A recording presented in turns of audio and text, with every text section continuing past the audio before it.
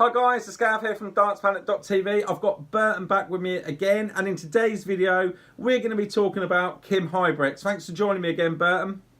My pleasure. So, what can you tell me about Kim Huybrechts? His current world ranking, Pro Tour, what is he going to qualify, what is he not going to qualify for? Really interested.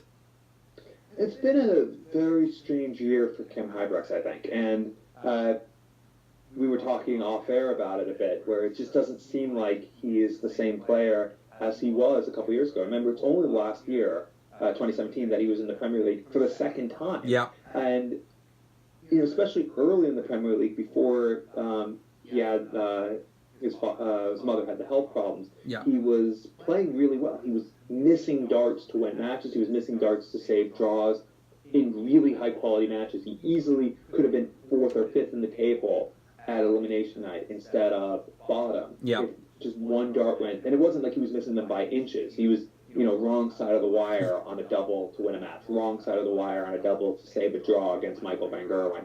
And he never made it to the top 10 in the world, but he was playing easily like a top 10 player. Yeah, definitely. He was on fire, wasn't he? And now he's down to 18th in the world. He needs to make at least the last 16 for a chance to qualify for the European Championships, which is amazing since he's been seeded to so many of these European Tour events, but he just has gone out first match.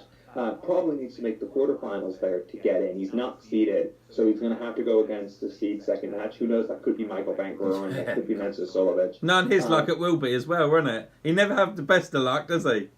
No, well, he doesn't seem like he does, but then you also throw in, he did get a favorable draw in the match play, and John Henderson is a great player, but he's not, at least back in July, was not playing that well either. It turned out to be one of the best matches we've ever seen in terms, at least most entertaining matches we've ever seen on this stage. Yeah.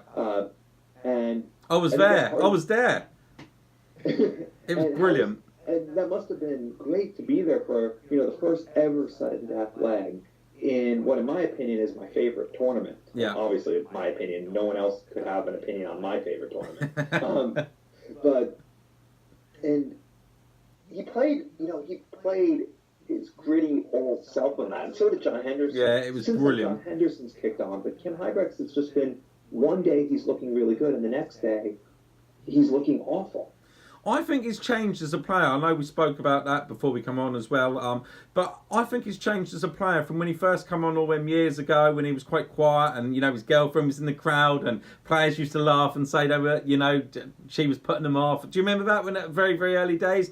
And then he come into this player and he played really well. And then he went through the stage where his celebrations were not aggressive, but he was quite sort of, you know, really giving it the big one on, which some of the players didn't like. And now I think that he's changed back again. And I don't know, he's not the same Kim. Something's changed in him as a player as well, I think. And I know that he's obviously had a lot to deal with off the dartboard as well, hasn't he? Yeah, and I agree with you. And I think he should be that player who cares if you're pissing off your Opponent, don't matter. It's helping you. Yep. And that's what Peter Wright told him. Yeah. And that's what a couple other pros have said. You know what? I don't care if you do it, and if it pisses me off, that's my problem, not yours. Exactly.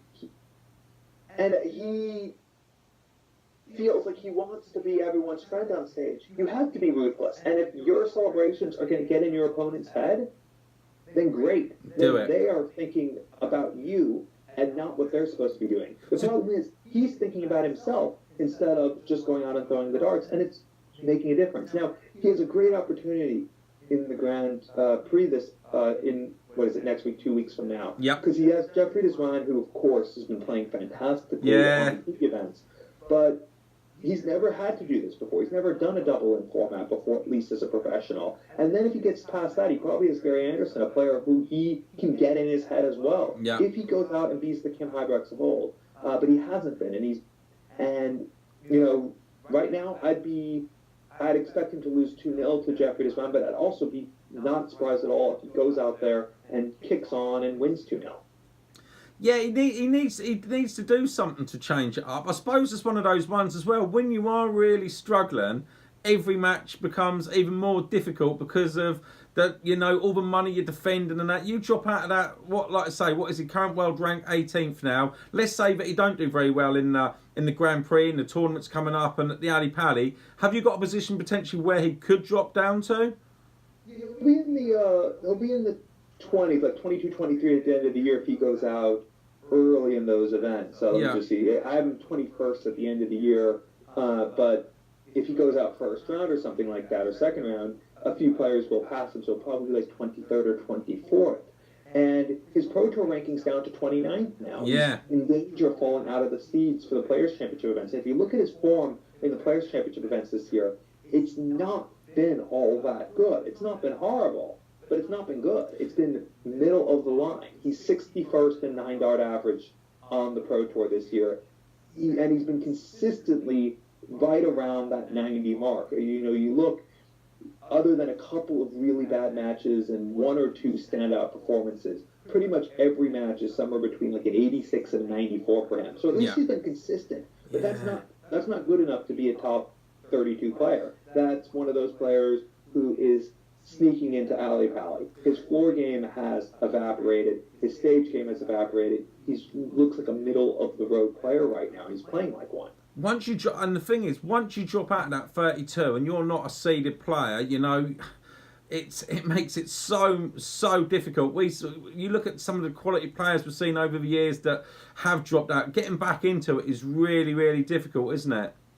Yeah, because you don't know who you're going to draw on a given day, and you know, you can go out and just get really unlucky with the draw and not pick up any money for an entire weekend. If you're seeded, okay, you still could get unlucky because there's some very good players. Yeah, of course there is. Yeah, but you still have that safety net that you have to get unlucky 2 days in a row. Now you could be drawing Michael Van Gerwen one day and the following day drawing Gary Anderson, Rob Cross. You know, you got to be playing at your best to get through. And there's so many good players over the years that have dropped away. Are you concerned about Kim Huybrechts that he could be? I'm not saying, or like a Wes Newton or something, you know, who totally drop out. Are you concerned about him, or do you think that over the next year or so he really will start performing to a level, a much higher standard again?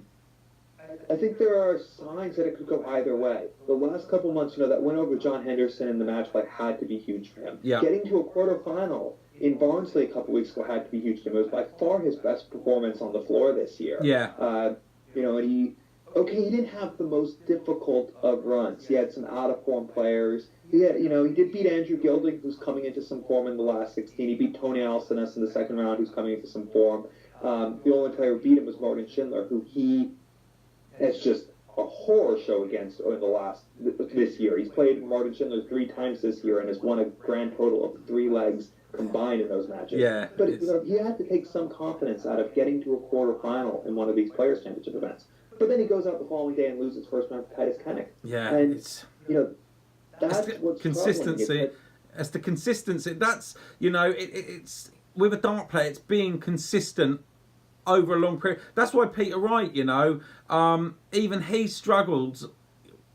I don't know. I just don't know. I just don't get it. Some players are sort of, you know where they're going to be pretty much all the time. But then you get some players, like you say, they play awesome one game and then up and down. It's a bit like Rob Cross, you know. He's had a nightmare. Obviously in the Champions League that we're watching right now, is so up and down, isn't he?